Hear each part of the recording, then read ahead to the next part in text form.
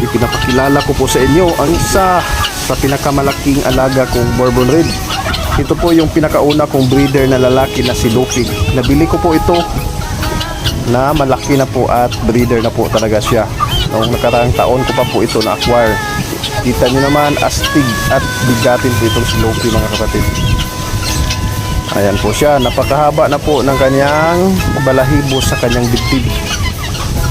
Lupi, my Bourbon Red 30. Ito po yung aking breeder na lalaki.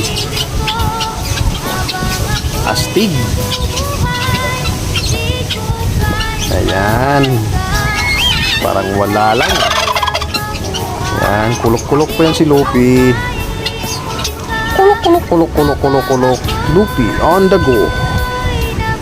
Meet my Bourbon Red 30, Lupi of Ambaking Fabo Farm.